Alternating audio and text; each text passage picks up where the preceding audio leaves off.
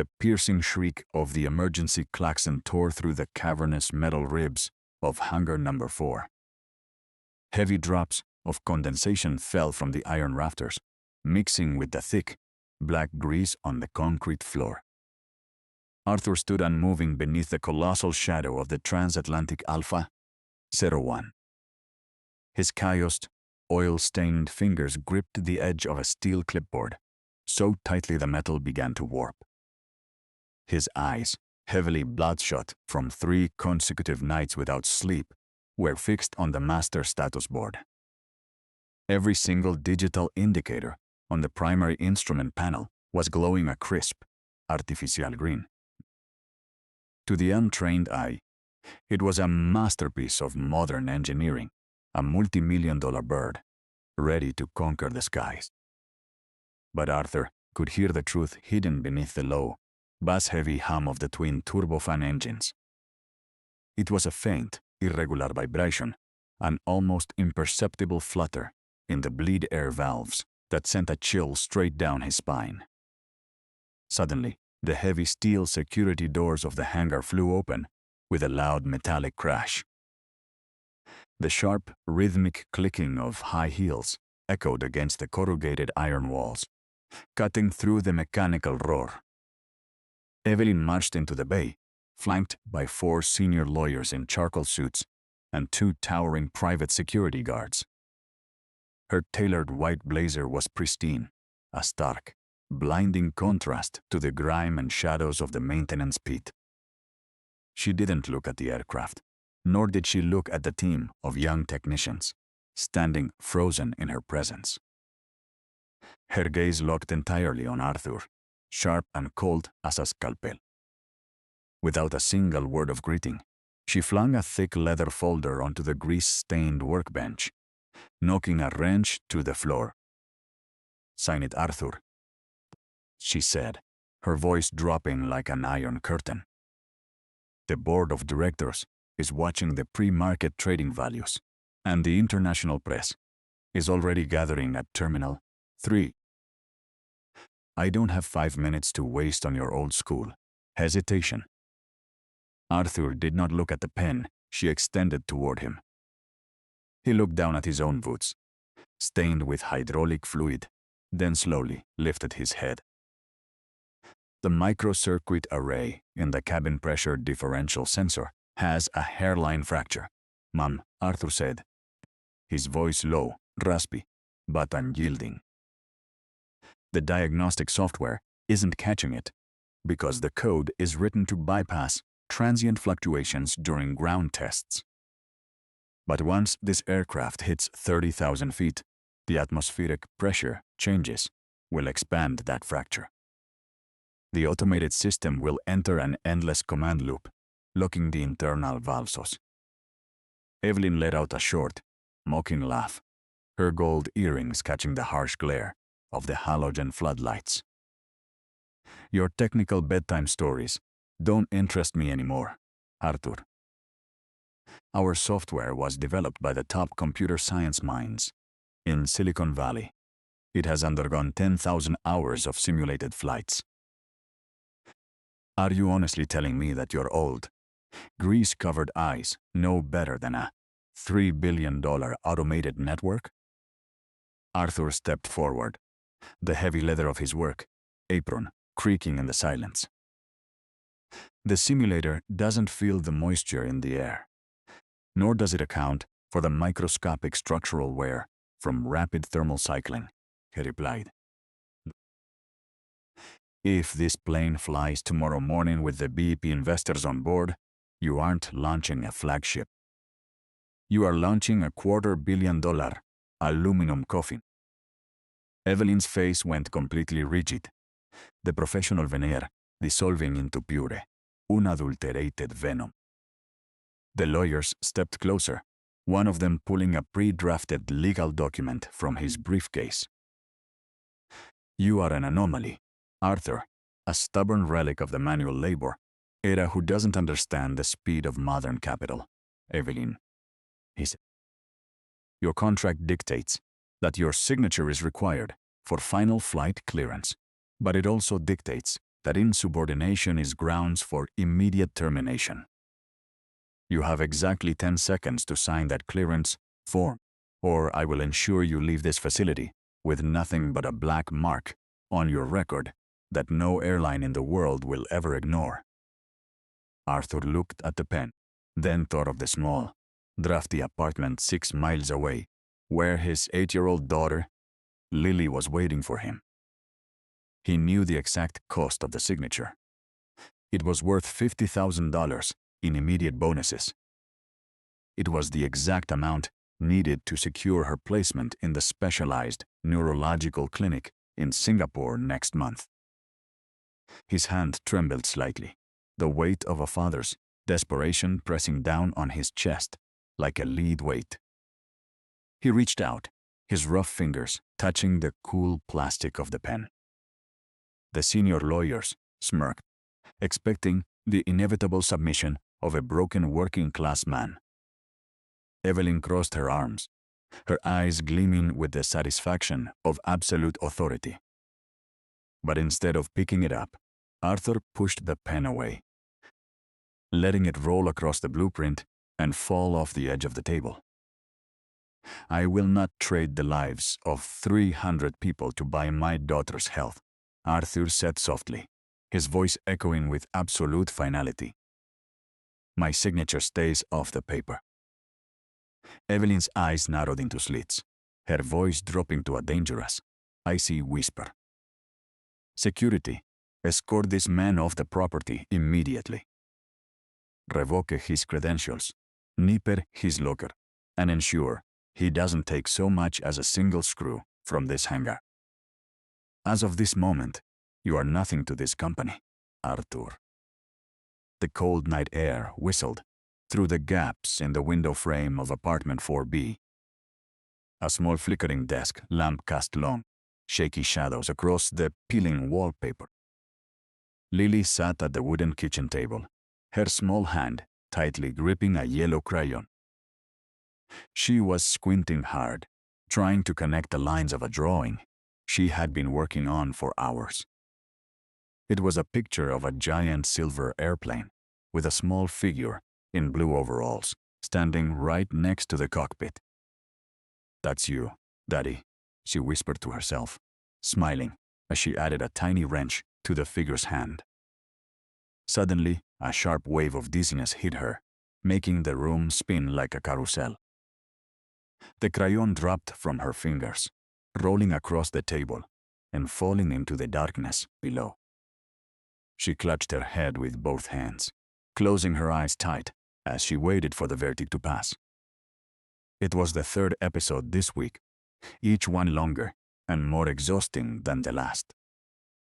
At that exact moment, the heavy deadbolt on the front door clicked open with a slow, tired groan.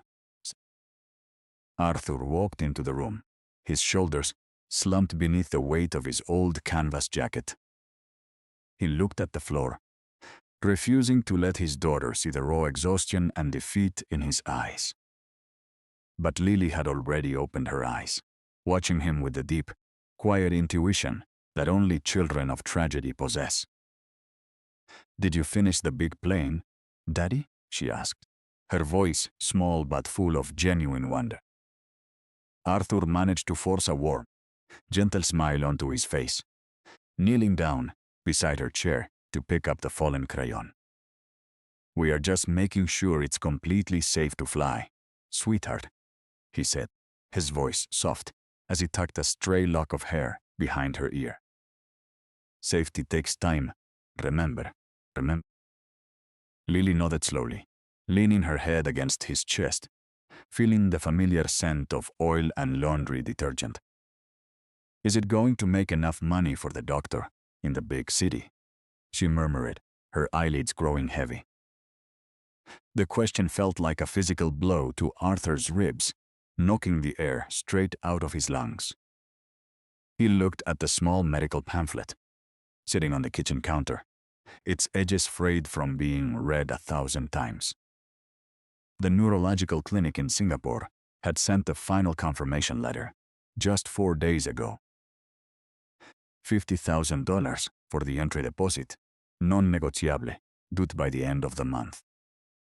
It was a fortune he didn't have, a sum that felt as distant as the stars he used to track in the night sky. Before he could answer, a loud, aggressive knock thudded against the thin wooden door of the apartment. Arthur gently lifted Lily, carrying her into the small bedroom and tucking her beneath the faded wool blanket. "Stay here, Pumpkin," he whispered, closing the door softly behind him. He walked back into the kitchen, his posture instantly shifting from a tender father to a defensive wall. When he opened the front door, he found himself facing a man in a flawless gray wool coat. It was Mr. Vance, the senior vice president of human resources from Skybound Aerospace. In his hand, Vance held a sleek, black leather briefcase with silver combination locks. "May I come in, Arthur?" Vance asked, his voice dripping with an artificial, corporate politeness. Arthur didn't move an inch, his large frame blocking the entire doorway. "State your business, Vance," Arthur replied, his voice completely flat.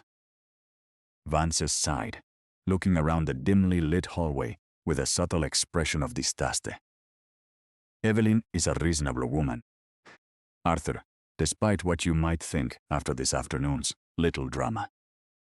She understands that emotions run high when deadlines are tight, and she values your 20 years of service." He opened the briefcase, pulling out a crisp, white envelope and placing it directly onto the kitchen table behind Arthur.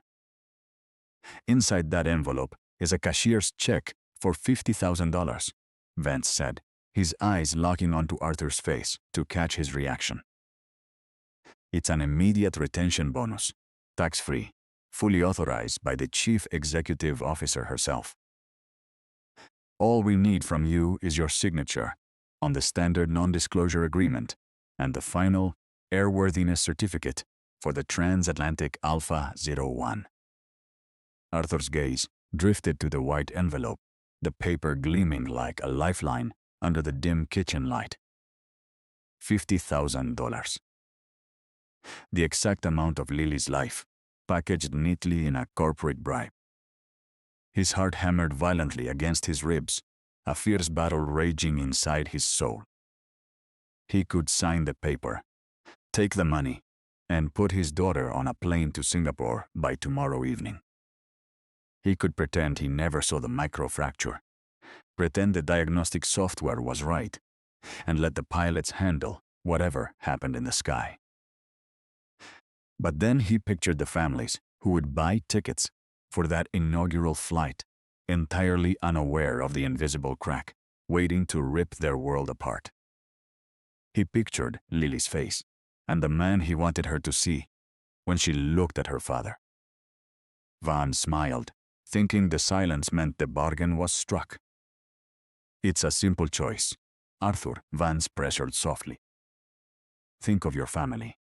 Don't let pride destroy your daughter's future." Arthur slowly walked over to the table, his hand reaching out toward the envelope. He picked it up, feeling the crisp weight of the paper in his palm. Then, with absolute deliberation, he ripped the envelope completely in half, dropping the pieces back onto the table. "Tell Evelyn that my daughter's life cannot be built on the bones of 300 innocent passengers," Arthur said, his voice vibrating with absolute conviction. "Get out of my house."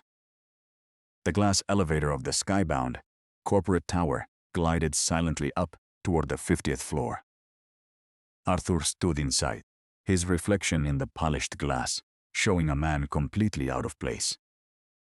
His heavy leather work boots left faint, dusty footprints on the immaculate white marble floor of the reception area. In his hand, he held a tattered blue folder filled with handwritten structural formulas and raw sensor data graphs. The secretary at the front desk didn't look up, her fingers typing rapidly on a sleek aluminum keyboard. "Miss Vance is in a closed-door session. With the senior underwriters from the London consortium.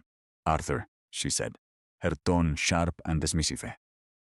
You don't have an appointment on the master ledger. Arthur did not step back, his massive chest throwing a shadow over her minimalist desk. Tell her the primary pressure differential circuit is fluctuating by 4 microamps every 10 seconds, Arthur said, his voice carrying the cold weight of absolute truth. If she doesn't see these charts now, those underwriters won't have a company left to insure by tomorrow afternoon. The heavy mahogany doors of the main boardroom opened, and Evelyn stepped out into the corridor. She was surrounded by 3 international investors, in bespoke pinstripe suits, their laughter echoing through the high-ceilinged space. Her eyes fell on Arthur, and her expression instantly froze into a look of profound annoyance. Arthur, I thought my security team made it abundantly clear that your access privileges were permanently terminated, Evelyn said, her voice dripping with corporate condescension. Why are you standing in my reception lobby looking like a common mechanic who lost his way to the basement? One of the British investors adjusted his silk tie, looking at Arthur's oil-stained jacket with a subtle smirk. Is this one of your field supervisors, Evelyn? The investor asked, Samuzeth. He looks like he has some strong opinions about our capital allocation. Evelyn let out a cold, practiced chuckle, gesturing for her assistants to step between Arthur and her clients. He is a poignant example of our transition phase. Gentlemen, she explained, her voice loud enough for the entire floor to hear. Arthur represents the old, manual labor mindset that believes a machine cannot function without a human hand touching the iron. He is terrified of our new automated diagnostic network because he knows a line of perfect code can do his entire 40-year career's work in less than 3 seconds. Arthur slowly opened his blue folder, pulling out a graph showing a jagged, irregular red line. The code is looking at what the sensor tells it, ma'am, Arthur said, ignoring the mockery completely. But the sensor is housing a hairline crack in its ceramic substrate. The heat from the engine bleed air is warping the housing, causing the sensor to send false data to the computer. Your perfect line of code is flying a plane based on a lie. Evelyn didn't even glance at the paper he held out. She stepped closer to him, her gold bracelets clinking sharply in the quiet room. Listen to me very carefully. Old man, she whispered, her voice lethal. Private his. The transatlantic Alpha 01 is tracking at an 11% stock premium before it even leaves the tarmac. The automated validation report bears the digital stamp of the Federal Aviation Board's electronic auditing system. Do you honestly think I am going to halt a historic corporate launch because an unemployed mechanic spent his evening drawing red lines on a piece of scrap paper? You are done here, Arthur. Your little daughter's medical fund was your one chance to get out of that drafty apartment, but your stubborn arrogance blew it. If you set foot in this building again, I will have you arrested for industrial espionage. She turned her back on him, laughing warmly, as she led the investors back toward the private executive dining room. Arthur stood alone in the center of the marble lobby, his handwritten charts still held open in his rough hands. He slowly closed the folder, his jaw tightening until the muscles in his face turned white. He didn't say another word. He turned toward the glass elevator, walking away with his head held high, leaving the elite of Skybound to celebrate their digital perfection. Arthur walked through the rusted iron chain-link fence of the outer airport perimeter, his heavy leather tool bag slung over his aching shoulder. Lily walked right beside him, her small fingers tucked into the large, rough palm of his hand, her steps slightly uneven but determined. The wind from the main runway blew harsh and cold, carrying the sharp, chemical stench of burning aviation fuel across the tarmac. Arthur stopped by the old perimeter wall, his eyes tracking the massive shadow of the transatlantic Alpha 01 as it was slowly towed out of hangar number 4. A crowd of ground crew technicians in bright orange vests stood around the aircraft, their faces blank, controlled by the silent fear of losing their jobs. Arthur looked down at his tool bag, his fingers unzipping the heavy canvas to look at a small, velvet-lined wooden box hidden beneath his wrenches. Inside that box lay the vintage mechanical calibration valve, a pure titanium analog gauge that he had built by hand 20 years ago. It was an old-school piece of engineering, an unnetworked mechanical backup that relied on physical pressure membranes rather than digital microchips. It was the only instrument in the entire world calibrated to read the true thermal expansion of the Alpha 01's internal bleed air channels. He closed the bag slowly, knowing that the plane flying toward the runway was completely blind to its own internal fracture. Meanwhile, inside the glass-walled maintenance control room, the newly appointed chief engineer, a young man named Marcus, stared at his monitor. His fingers hovered over the keyboard, his face pale under the harsh fluorescent lights as a blinking amber warning code appeared on his diagnostic screen. The code indicated a minor 4 microamp fluctuation in the cabin air matrix, the exact anomaly Arthur had warned about just 2 hours prior. Marcus looked over his shoulder, where Evelyn's senior vice president was standing, his arms crossed, his eyes fixed on the flight schedule clock. "Is the automated validation matrix showing a green light for departure, Marcus?" the executive asked, his voice low and threatening. Marcus swallowed hard, his hand trembling as he thought of his own promotion and the massive corporate bonus riding on this launch. "It's just a temporary sensor lag, Sir," Marcus lied, his voice cracking as he hit the manual override sequence on his console. The amber light vanished from the master control board, replaced by a solid, artificial digital green. The automated flight system accepted the override, clearing the transatlantic Alpha 01 for immediate taxiing toward the main strip.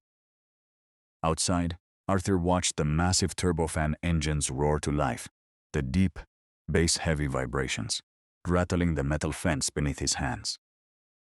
He didn't run, he didn't shout, and he didn't try to warn the security guards who were watching him from their patrol vehicles. He simply stood there, a go-avo mechanic with a ribbed check in his pocket, holding his sick daughter's hand as the elite of the world prepared to fly. He knew the structural tolerance of that ceramic substrate down to the micrometer, and he knew exactly how much time they had left. The giant aircraft aligned itself with the center line of runway 9, its landing lights cutting through the heavy afternoon smog like twin lightsabers. The engine screamed at 100% thrust, and the silver bird accelerated down the concrete, lifting its massive weight into the gray sky. Arthur watched it disappear into the low clouds, his expression completely unreadable, his mind calculating the exact altitude where the air would turn cold. The ambient LED lighting inside the first-class cabin of the transatlantic Alpha 01 shifted from a soft corporate blue to a warm champagne gold. Crystal flutes filled with vintage French champagne clinked softly against each other as the sound of light laughter rippled through the exclusive gathering. Evelyn leaned back in her custom leather seat, a radiant, triumphant smile illuminating her face as she looked around at the 11 billionaire investors who controlled 70% of the global aviation market. On her sleek, personalized armrest monitor, the live market index showed skybound aerospace, ticker symbol glowing a fierce, unyielding green, skyrocketing by 12.4% in the first 20 minutes of flight. "We are not just looking at a new piece of machinery, gentlemen," Evelyn announced, her voice filled with a smooth, absolute confidence that captivated the entire room. "We are looking at the absolute eradication of human error from the commercial aviation ecosystem. Every single mechanism on this aircraft is regulated by our deep learning neural network, completely insulated from the erratic nature of manual monitoring." Across from her, the senior underwriter from the London consortium took a slow sip of his drink, nodding in genuine appreciation. "It is an absolute masterpiece of efficiency," Evelyn admitted, adjusting his gold cufflinks as he peered out the window at the thick blanket of gray clouds below. "I must confess, that rather disheveled mechanic in your reception lobby earlier had me slightly concerned about your field readiness." Evelyn let out a dismissive, soft laugh, waving her hand as if brushing away a persistent fly on a summer day. "Arthur was simply a symptom of an outdated world," she replied, her tone sharp with condescension. "Men like him are conditioned to look for fractures because they are terrified of becoming entirely obsolete in a world that no longer requires their dirty hands." Suddenly, a strange, low-frequency shudder vibrated through the floorboards of the executive cabin, causing the amber liquid in the crystal glasses to ripple violently. The melodic, ambient classical music, playing over the premium sound system, cut out instantly, replaced by a harsh, metallic silence. High above the cabin ceiling, a deep mechanical groan echoed as the main air circulation vents suddenly began to hiss with an aggressive, terrifying intensity. Evelyn's smile faltered for a fraction of a second, her fingers tightening around the edge of her tablet, as she noticed the primary cabin pressure display flicker. The numbers on the screen, which had been registering a perfect 0.85 atmospheres, began to plummet with an alarming, erratic speed. Within seconds, the smooth, automated voice of the cockpit computer filled the cabin, devoid of any human emotion. "Warning. Cabin pressure differential anomaly detected in Zone Alpha," the artificial voice stated flatly, entering automated diagnostic loop. On the flight deck, the young chief engineer, Marcus, felt his heart drop into his stomach as his primary console erupted into a sea of flashing crimson alerts. The automated system was firing thousands of corrective commands every second, but each line of code was trapped in a lethal, endless loop. The computer kept ordering the bleed air valves to open wider to compensate for the pressure drop, entirely unaware that the ceramic housing around the sensors had completely shattered under the intense thermal stress. The system was choking the aircraft, misinterpreting the physical reality because it was programmed to trust a broken, digital mirror. "Marcus, what is happening down there?" Evelyn's voice boomed through the secure internal comms line, her corporate poise entirely gone, replaced by a sharp, jagged panic. "Override the automated system immediately and restore the internal stabilization metrics." "I can't override it, ma'am," Marcus screamed back, his fingers smashing against the mechanical emergency switches, but the digital actuators refused to respond.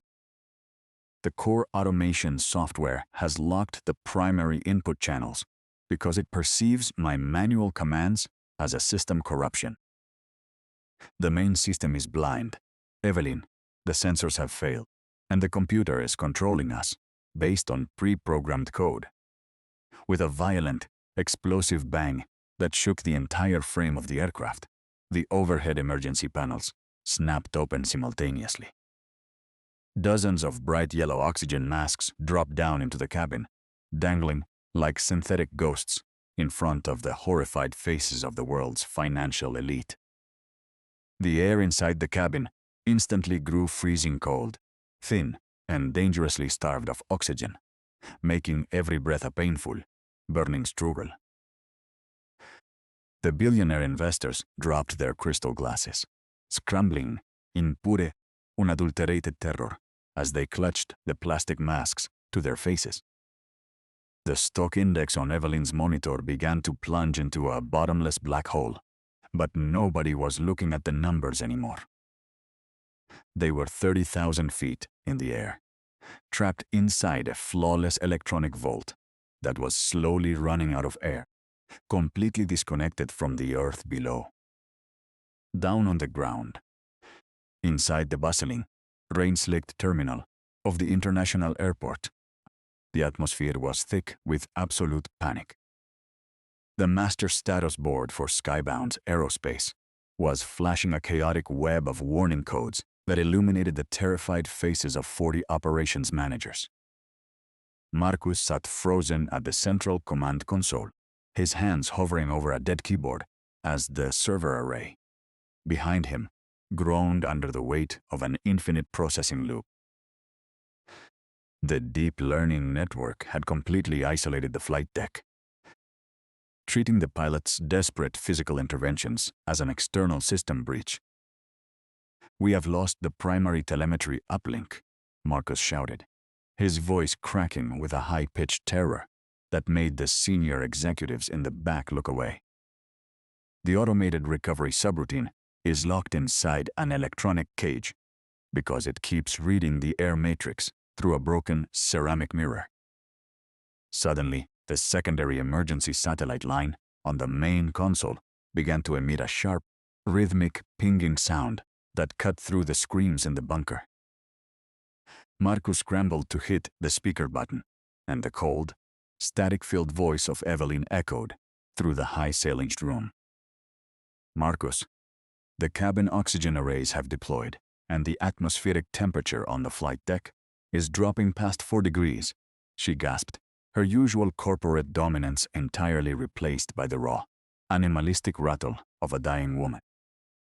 "The investors are losing consciousness, and the automated mechanical overrides are completely dead. Find a way into the central control matrix now." Marcus buried his face in his trembling hands, a heavy tear mixing with the sweat on his cheek as he looked up at the corporate vice president. "There is no entry code that can bypass a broken physical asset," Marcus confessed, his voice dropping to a hopeless whisper. "The software is doing exactly what you programmed it to do, Sir. It is trusting Ali, and the only man who knows how to manually calibrate the internal emergency relief lines is currently sitting outside the perimeter fence." Evelyn let out a sharp, burning gasp over the satellite feed, the sound of howling wind and crying billionaires audible in the background. "Get him on the phone," she ordered, her voice cracking under the intense atmospheric strain. "Give him whatever he wants, but get his hands back on this aircraft." 6 miles away, at a rusted metal bus stop bench battered by the cold evening rain, Arthur sat completely still, his canvas jacket pulled tight around his broad shoulders. Lily lay fast asleep across his lap, her head resting on his tool bag, her breathing slow and peaceful, despite the distant roar of sirens across the airfield. Arthur's old, cracked mobile phone began to vibrate violently in his pocket, the screen displaying a secure encrypted sequence from the executive tower. He pulled the phone out slowly, his rough thumb sliding across the glass to answer the call without moving an inch to disturb his sleeping daughter. "Arthur, please." Evelyn's voice bled through the speaker, devoid of any pride, stripped down to the desperate pleas of a human being facing imminent oblivion. "We are at 32,000 feet, and the internal actuators have seized. I am sorry, Arthur. I was wrong about the code. I was wrong about your career. Just tell my pilots how to drop the pressure before we lose the entire cabin." Arthur looked up at the gray, rain-heavy sky, his expression as calm and unyielding as a mountain of solid iron. The software is looking for a digital green. Evelyn, Arthur said, his voice deep, slow, and completely insulated from the panic on the other end. But the world isn't digital.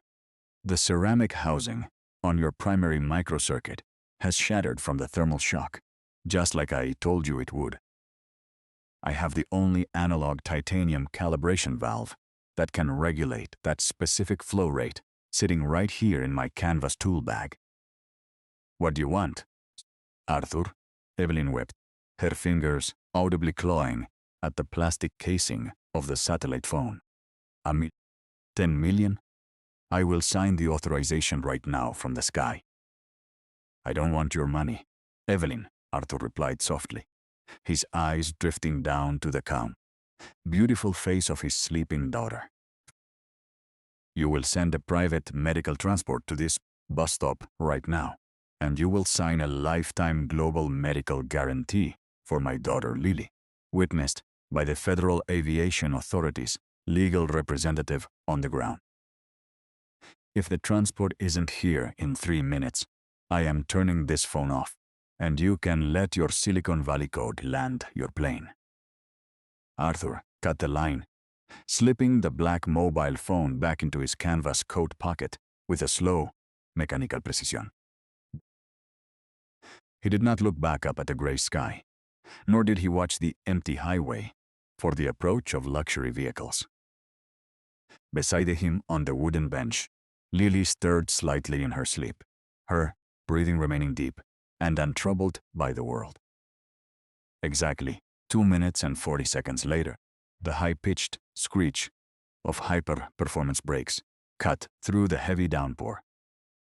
2 black, skybound corporate SUVs tore through the deep puddles, splashing dark water across the empty curb. A senior legal representative in an immaculate, rain-soaked charcoal suit scrambled out of the lead vehicle, slamming the door behind him.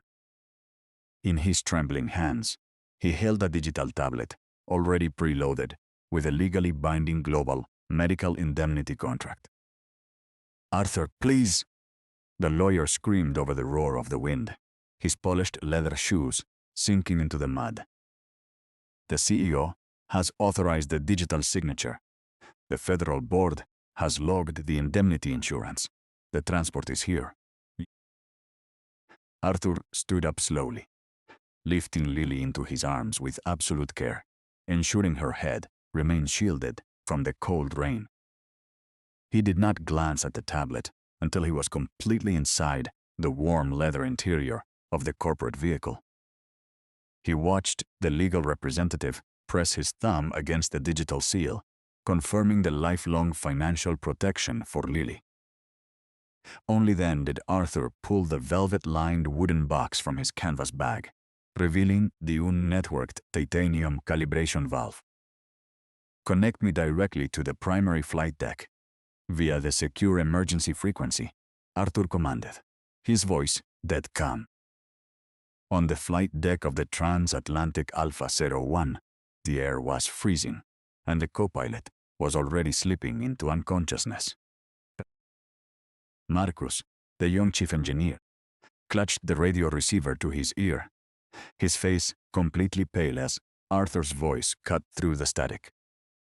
Arthur, we are down to 18% oxygen in the main cabin array. The automatic servo valves are frozen shut. Marcus wept. Listen to me very carefully, Marcus, Arthur said, his voice an anchor of cold reality in the midst of their digital panic. The deep learning network is pulling data from a dead ceramic sensor, meaning it will keep the pressure seals locked forever.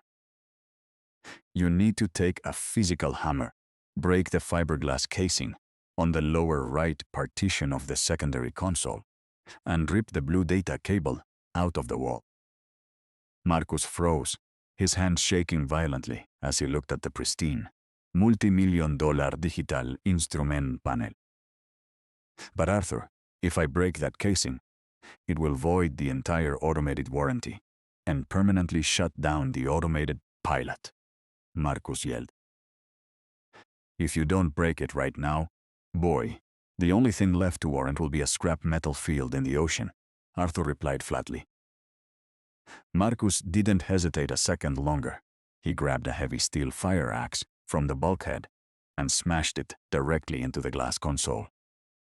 Sparks erupted in a brilliant, violent flash as the blue network cable was severed, instantly plunging the flight deck into an analog darkness. The automated command loop died, and the emergency mechanical manual override lever finally snapped free under the co-pilot's weight. Now, Marcus, turn the mechanical wheel 3 rotations to the left to let the physical titanium valve regulate the air, Arthur ordered. High above the clouds, the massive silver aircraft let out a deep, resounding hiss as the manual valves opened by hand. The freezing, pressurized air finally equalized, and the yellow oxygen masks began to fill with clean, life-saving air once more. Down on the main terminal runway, 20 emergency vehicles parked with their red lights flashing, waiting for the descent. The transatlantic Alpha 01 dropped out of the storm clouds, its tires hitting the concrete with a loud, deafening roar. Evelyn sat paralyzed in her first-class leather seat, watching the billionaire investors tear their masks off, their faces filled with rage. They were not looking at her with admiration anymore, but they were already typing liquidation orders on their private satellite phones. The flawless electronic empire she had spent 10 years building had just been saved by a man she claimed wasn't worth a single cent. The heavy hydraulic ramp of the transatlantic Alpha 01 lowered slowly into the cold, blinding flashes of emergency lights on the wet runway. Dozens of elite airport medical crew rushed past the police line, carrying thermal blankets and portable oxygen tanks toward the opening. Evelyn was the first to step out onto the metal platform, her white tailored blazer stained with sweat and smudged with black soot from the shattered panel. Her hands shook uncontrollably as she looked down at the concrete below, where 3 flashing white ambulances were already pulling up next to the plane. The billionaire investors pushed past her without a single glance, their voices shouting harsh orders into their phones, demanding immediate asset liquidations. They did not look back at the aircraft that had almost become their tomb, nor did they look at the woman who had promised them perfection. Among the flashing lights of the airport fire trucks, a heavy black medical transport van arrived, its doors opening with a soft click. Arthur stepped out of the vehicle, his long canvas jacket buttoned tight against the harsh rain, holding Lily gently inside a thick fleece blanket. The chief legal representative of the Federal Aviation Authority stepped forward, handing Arthur a certified leather binder containing the executed lifetime global medical guarantee. It is completely signed and entered into the Federal Civil Registry, Arthur, the lawyer said, his voice entirely respectful as he bowed his head slightly. Your daughter's specialized treatment in Singapore is fully funded for life by the Corporate Insurance Corps, non-revocable under any corporate structure change.